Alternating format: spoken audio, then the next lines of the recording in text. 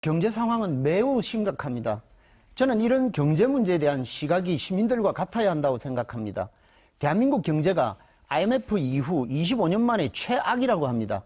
지난해 한국의 경제 성장률은 1.4%, 일본의 경제 성장률은 1.9%로 역전 현상이 나타났습니다. 25년 만의 일입니다. 무역 의존도가 높은 우리나라에서 경제 성장 핵심 동력으로 평가되는 수출은 지난해 7.4% 감소하고 무역 적자는 100억 달러를 기록했습니다.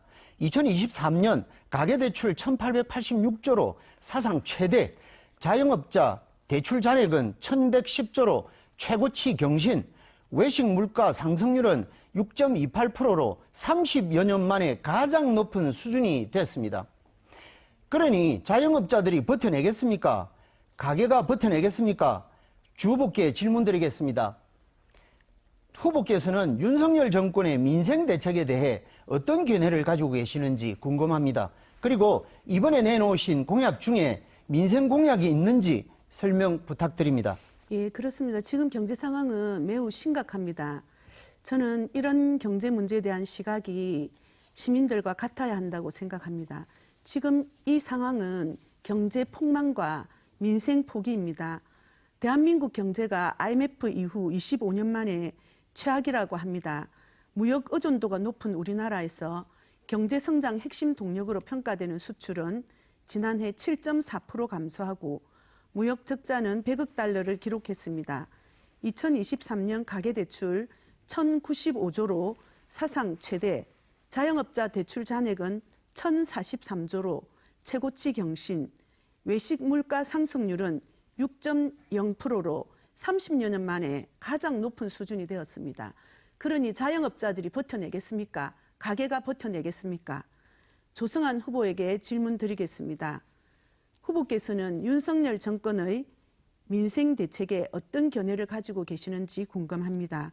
그리고 이번에 내놓으신 공약 중에 민생 공약이 있는지 설명 부탁드립니다. 자, 경제 문제에 대해서 시민들과 시각을 같이 해야 되는데요. 지금 이 상황은 저는 경제 폭망과 민생 포기라고 생각하거든요. 대한민국 경제가 IMF 이후에 25년 만에 최악이라고 합니다.